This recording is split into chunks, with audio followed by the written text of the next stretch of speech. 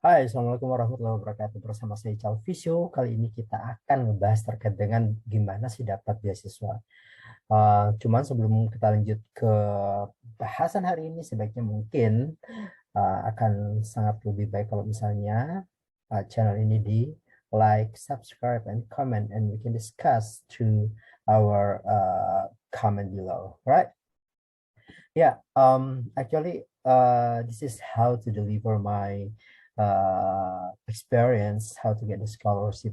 Karena sebenarnya sejak saya kuliah dari bachelor degree to PhD recently, I got the scholarship actually, and I never used my own budget to continue my studies. So I want to share my experience with all of you guys sehingga kita bisa sama-sama mungkin meningkatkan kapasitas kita untuk mendapatkan kuliah atau level pendidikan yang lebih tinggi dengan memanfaatkan beasiswa yang sudah sangat banyak saat ini.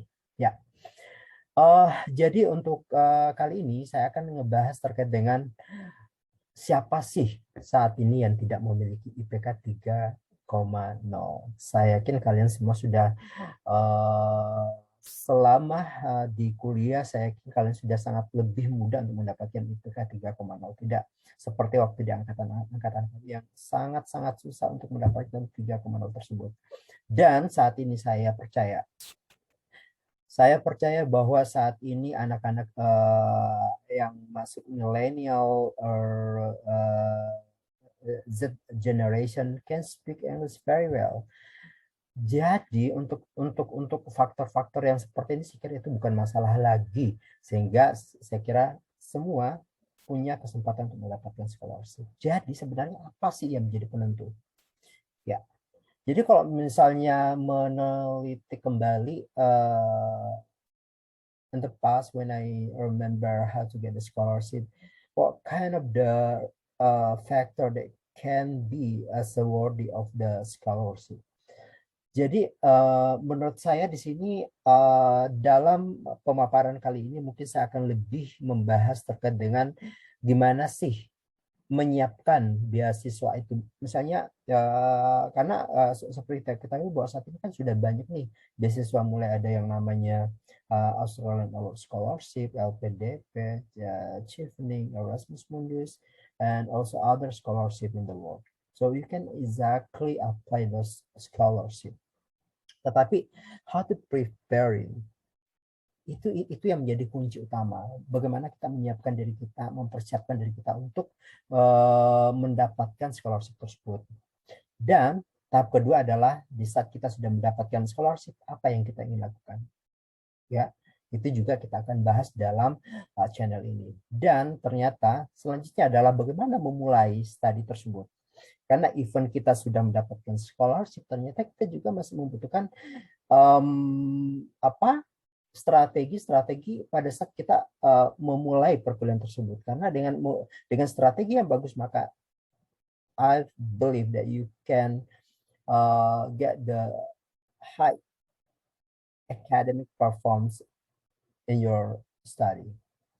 Jadi setelah kita memulai dengan strategi yang bagus, bagaimana menyelesaikan scholarship tersebut, bagaimana kamu mendapatkan ijazah dan menyelesaikan segala requirement from the university, even something like your thesis or also your dissertation or even your publishing.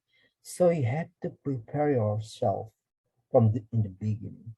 So for this time, I would like to focus on the preparing, how to prepare the scholarship, so we can have a big chance to get the scholarship. Ya, ini merupakan tahapan saya karena jujur ya berdasarkan pengalaman saya dari 2014 yang mendapatkan beasiswa Australian Award Scholarship, dan kemudian di tahun 2019 saya mendapatkan beasiswa LPDP. Inilah rangkaian bagaimana saya memulai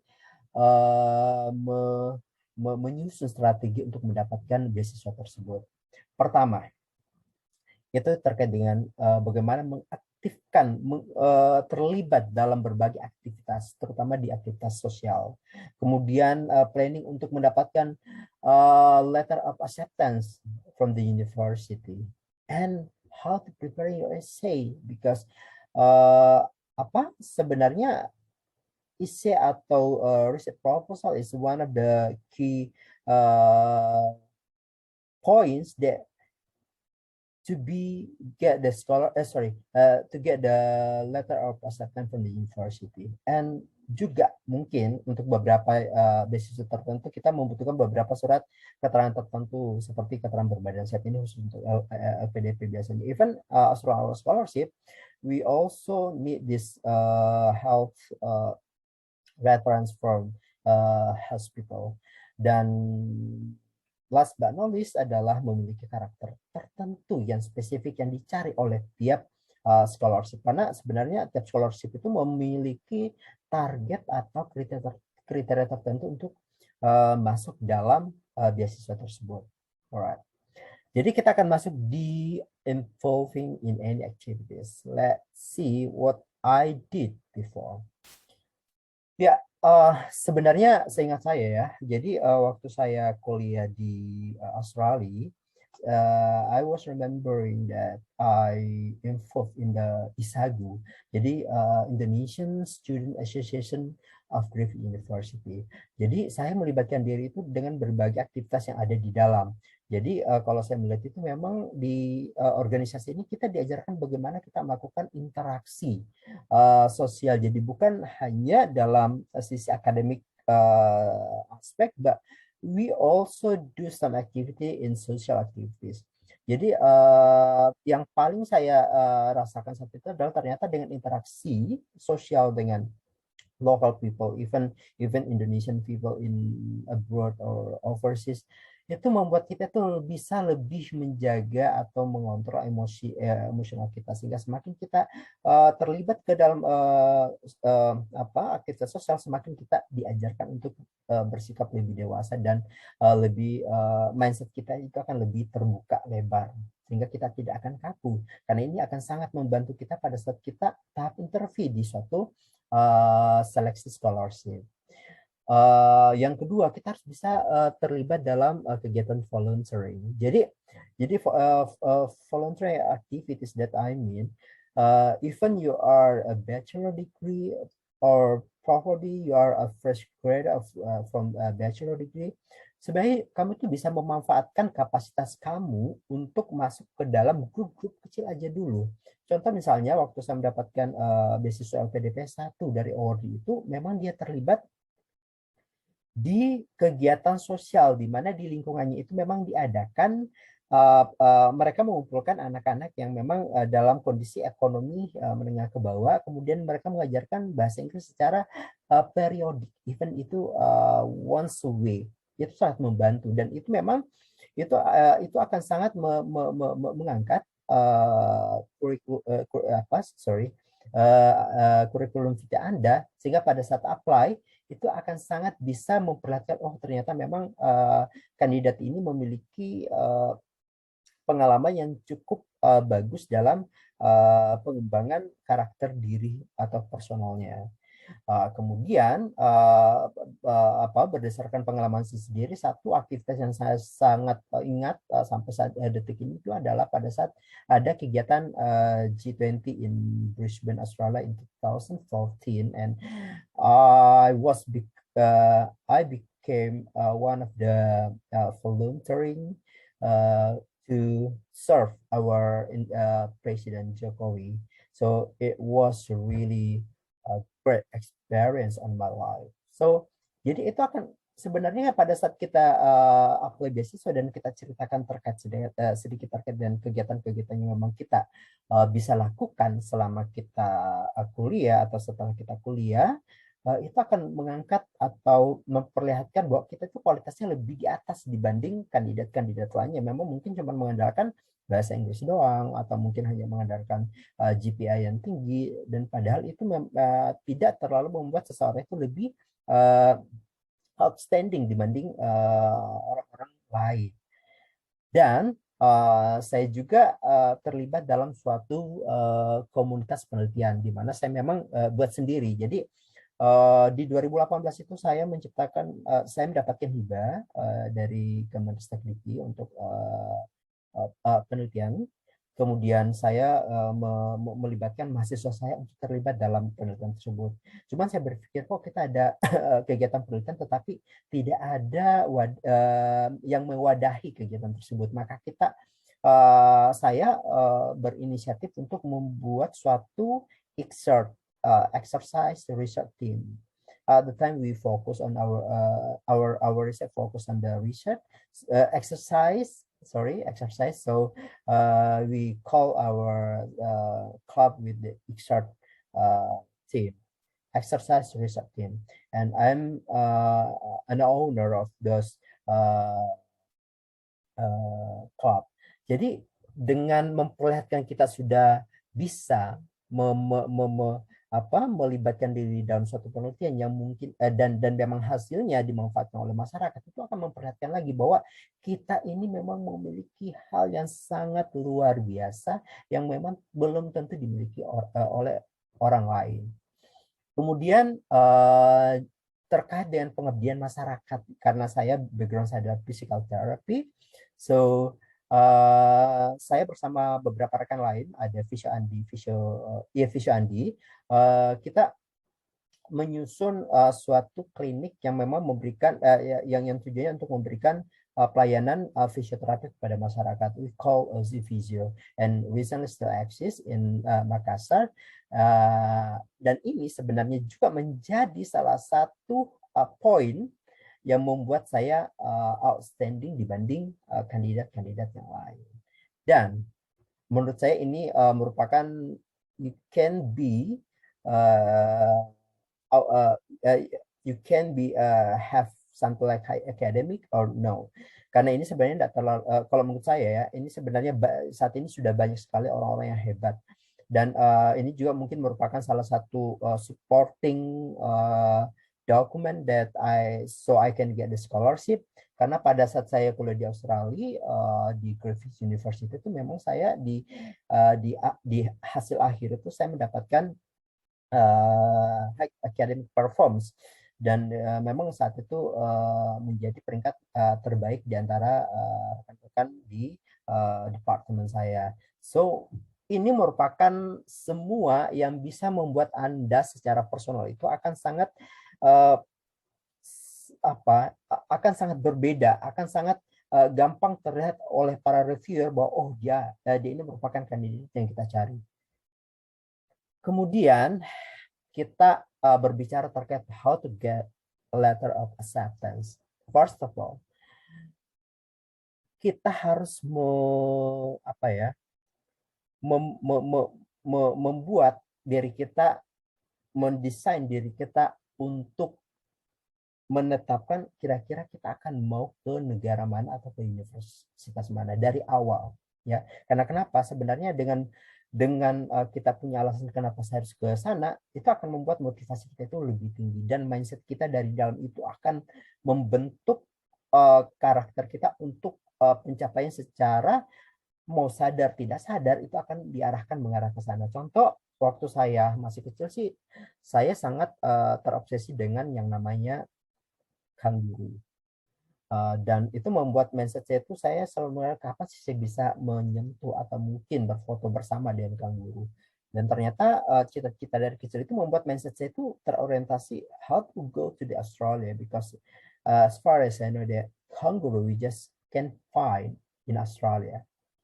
So setelah saya menyelesaikan pendidikan bachelor degree saya di Unhas, kemudian saya orientasinya itu how to get the scholarship to in Australia, dan saya mulai searching ke beberapa universitas yang mungkin membuat saya itu akan lebih nyaman dan tertarik kenapa saya harus ke sana, dan saat itu memang saya memilih satu Melbourne and also Griffith University. Tapi ya rezeki saya ada di Griffith University, dan saya melihat bahwa di Griffith University juga itu memang sudah memiliki fasilitas yang sudah high technology,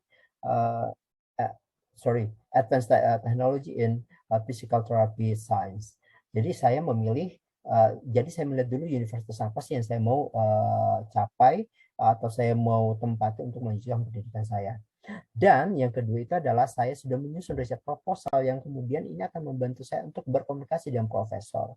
Ya, karena dengan riset proposal dan ini maka kita punya basic atau dasar untuk membuka komunikasi dengan profesor. Karena kalau misalnya Anda misalnya langsung menghubungi profesor tanpa ada basic atau minimal idea, itu akan membuang-buang waktu saja. Mereka tidak akan menerima kandidat yang mungkin kalau misalnya cuma mau, hai, perkenalkan nama saya ini saya ada ini, dan saya ingin melanjutkan pendidikan. Then they will ask you, do you have any research proposal or idea to continue your study in my university? But if you don't have, so kamu nggak bakal pernah melanjutkan, profesor itu tidak akan melanjutkan komunikasi tersebut. Kemudian setelah kamu sudah develop atau creating your proposal, so you can easily to contact any professor. But you have to consider that the profesor yang kamu pilih itu adalah profesor yang memang memiliki ketertarikan yang sama dalam bidang tertentu. Jadi contoh waktu itu saya masih ingat bahwa saya lebih fokus ke physical therapy actually. Kemudian saya membuat mendesain suatu riset proposal dan komunikasi dengan beberapa profesor yang ada di Australia. Jadi maksud saya jangan terlalu fokus dengan satu universitas. Sebaiknya ada beberapa universitas dan beberapa profesor yang akan kamu kirimkan email untuk melakukan diskusi, sehingga apabila ada yang merespon, maka itu harus dijaga komunikasinya dengan sopan, dengan baik, sehingga profesor itu akan lebih tertarik dengan Anda. Kemudian the next step is you can contact the admission in the university that you are going to choose. Jadi jadi kamu harus sudah mengetahui, kamu harus melakukan komunikasi lebih awal, kira-kira apa sih persyaratannya dulu, sehingga kamu prepare dulu nih kira-kira apa saja. Jadi kalau misalnya ada sekian checklist, kemudian dari misalnya 10 ada satu yang tidak terchecklist, artinya kamu belum siap. Dan kamu harus memang mempersiapkan hal tersebut secara matang, karena kalau kita apply ke luar negeri itu adalah sesuatu yang bisa dikata mudah kalau misalnya kita sudah menyiapkan secara detail apa requirement mereka untuk apply di scholarship tersebut. Tetapi kalau misalnya ada satu or more items that you can provide, so probably you cannot pass from the admission process. Dan apabila itu semuanya sudah terchecklist bagus, nih misalnya ada 10 semua terchecklist, maka bisa lanjut ke apply the program that you want to do. Misalnya contoh, saya ingat waktu saya apply di National Open University memang cukup berat sih untuk jurusan saya. Dia kebetulan di bawah fakultas kedokteran dan departemennya adalah physical therapy. The problem is every semester they just only accept one candidate, PhD candidates. So we have to compete with other international student from overseas and also from the local student. Jadi memang harus kita mempersiapkan matang-matang untuk apply, dan kita harus melihat apakah betul-betul kita sudah menyiapkan segala dokumen yang dibutuhkan, karena itu memang sudah sangat banyak. Dan misalnya kalau misalnya secara dokumen saja Anda tidak bisa menyiapkan, gimana bisa lolos di tahap berikutnya di saat di mana kandidat itu cuma dibutuhkan satu orang. Jadi sangat qualified kandidat yang dibutuhkan di universitas tertentu, apalagi kalau universitas itu masuk dari dalam top 100. Jadi kalau di National Open University itu kebetulan di saat mendaftar itu dia masuk di peringkat 60 dunia. Tapi ada beberapa universitas yang cukup bisa saya anggap itu agak sedikit lebih mudah, karena kenapa? Di saat kamu sudah punya letter of offer dari seorang profesor, maka secara prosedural kamu akan lebih ya bisa dikata 70-75% itu kamu sudah bisa dapat LOA dari universitas target kamu. Jadi dilihat dulu nih. Jadi kalau misalnya masuk di suatu website di universitas tertentu dan kamu harus melihat kira-kira apa sih requirementnya dan kira-kira berapa sih jatah untuk tiap apa kandidat yang dibutuhkan, terutama PhD ya. Tapi kalau master sih saya kira dia akan lebih sangat fleksibel. Tetapi untuk PhD sebaiknya mungkin harus dilihat kira-kira untuk per semester itu berapa orang yang mereka butuhkan dalam satu semester tersebut. Iya, kita lanjut. Kita lanjut di preparing your essay.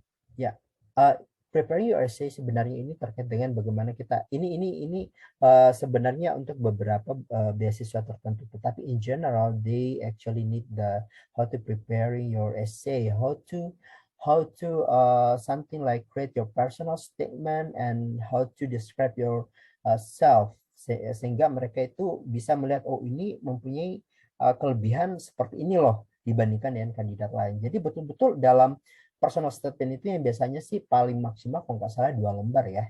Itu betul-betul diperlihatkan apa sih yang sudah pernah kamu lakukan, sudah pernah kamu anggap itu adalah suatu prestasi terbesar dalam hidup kamu. Even hal terkecil. Contoh, contoh dalam kesuksesan terbesar menurut saya secara personal in person sebenarnya waktu saya di keluarga kami sebenarnya memang kami memiliki keluarga yang memang bukan keluarga yang betul-betul pendidikan yang tinggi, yang misalnya orang tua itu misalnya lulusan sarjana itu bukan sama sekali. Kami berasal dari keluarga yang memang cukup sederhana dengan mungkin bisa dikata dengan educational background yang standar. Sehingga saya membuka peluang dari kami 7 bersaudara saya itu memperlihatkan bahwa saya berusaha mengubah mindset saudara-saudara saya itu sehingga mereka itu bisa terbuka bahwa pendidikan itu merupakan hal atau sesuatu yang penting untuk mengubah atau meningkatkan taraf hidup kita supaya lebih baik ke depan. Dan itu sangat berpengaruh karena setelah saya, adik-adik saya itu semuanya ikut melanjutkan pendidikan dan memang saat ini mereka berhasil dengan pekerjaan masing-masing. Even mereka semuanya merupakan civil servant in health science, satu di farmasi, lainnya di kesehatan dan lain juga memang sudah memiliki pekerjaan masing-masing di bidang tertentu. Dan juga kita harus memperhatikan juga kira-kira kontribusi kita kepada negara. Jadi apa sih yang sudah kamu lakukan kepada negara?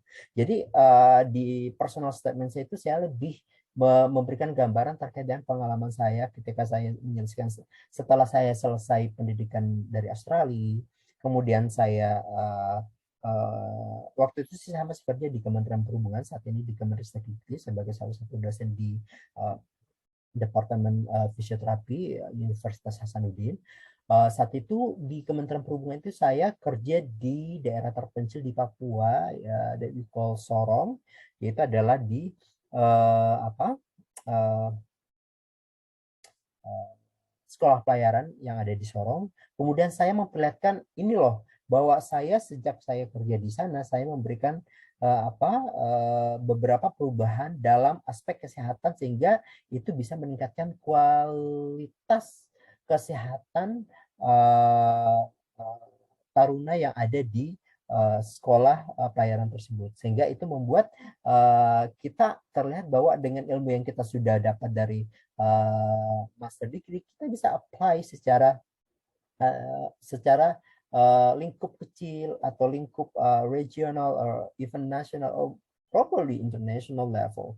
So depend on you, depend your experiences. So please put your anything that can sell your personality to reviewers so the reviewer can exactly see that this is a really good candidate for the scholarship.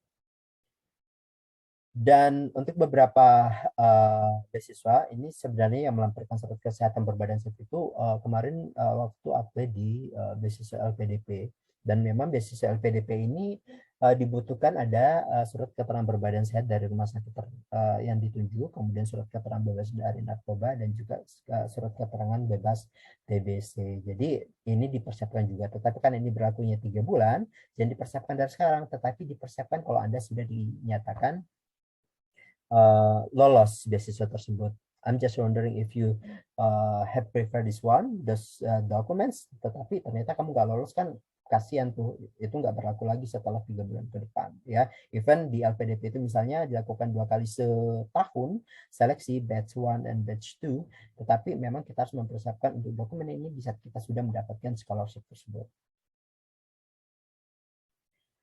Ya, ini merupakan faktor yang memang secara inner akan keluar dari diri kita sendiri. Kita tidak bisa memanipulasi hal seperti ini karena memang itu akan nampak pada saat kita dalam proses wawancara dengan reviewers. Jadi apa yang mereka lihat itu adalah kepemimpinan kita, di mana kita melaksanakan aktivitas kita sehari-hari dalam dunia kerja, kehidupan pribadi, dalam keluarga, misalnya kita kalau sudah berkeluarga, kalau misalnya dalam kelas, dalam interaksi sama teman dan lain sebagainya, itu akan memperlihatkan Anda untuk bagaimana Anda menjelaskan ke reviewer itu bahwa Anda itu memiliki sifat kepemimpinan yang bagus yang bisa jadi role model dalam suatu komunitas, even itu small or large communities. Dan juga kemandirian. Kemandirian itu dalam artian bahwa Anda dalam melakukan aktivitas sehari-hari itu sangat-sangat diharapkan Anda bisa memperlihatkan suatu level kedewasaan untuk mengambil segala mungkin keputusan atau kebijakan yang bisa mengubah atau menentukan masa depan Anda secara personal. Kemudian kepercayaan diri. This is the very one of the most important character that you have to have.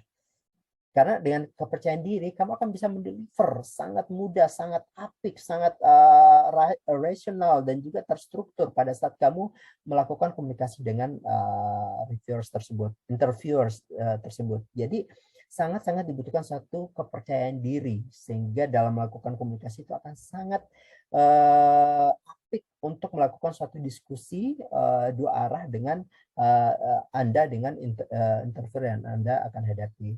Nasionalisme. Please, you have to believe that you are Indonesian and you have to proud to be Indonesian. Jadi munculkan dalam komunikasi Anda dengan interviewer bahwa kamu tuh bangga sebagai seorang warga negara Indonesia dan ingin melakukan perubahan apapun berdasarkan kapasitas kamu, dasar ilmu kamu, atau background pendidikan kamu yang mungkin ke depan itu akan sangat berguna. Mungkin kalau misalnya Anda berpikir berguna terhadap bangsa terlalu luas, tetapi Anda bisa lebih sering ke dalam berguna bagi keluarga dan orang-orang sekitar Anda. Kemudian profesionalisme, tunjukkan bahwa Anda sebagai seorang profesionalisme dalam berbagai hal apapun.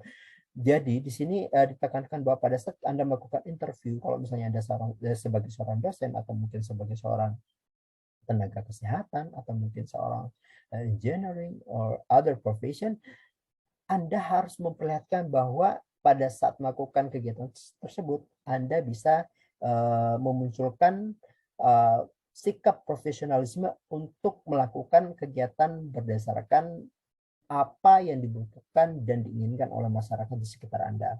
Dan integritas yang tinggi itu juga merupakan poin sehingga Anda sebagai kandidat dari suatu beasiswa itu akan memiliki sejauh mana Anda harus memperlihatkan sejauh mana integritas Anda terhadap sekiranya Anda sebagai seorang kandidat penerima beasiswa terhadap negara atau lingkungan atau masyarakat yang akan Anda hadapi setelah sekembalinya Anda dari pendidikan tersebut. Ya, mungkin sampai di sini dulu pertemuan pembahasan kita kali ini terkait dengan beasiswa. Terus bagaimana kira-kira menyikapi beasiswa ke depan. Misalnya kita sudah mendapatkan beasiswa, apa yang kita lakukan, itu akan kita masuk di next video. Dan kembali saya sampaikan untuk teman-teman sekalian untuk tetap memberikan support buat channel ini sehingga saya semakin semangat untuk sharing ilmu saya, even like something like the scholarship or physical therapy science. I will share and I will try to discuss with you, all of you guys. But please subscribe, comment, and like this video. So see you. Bye bye.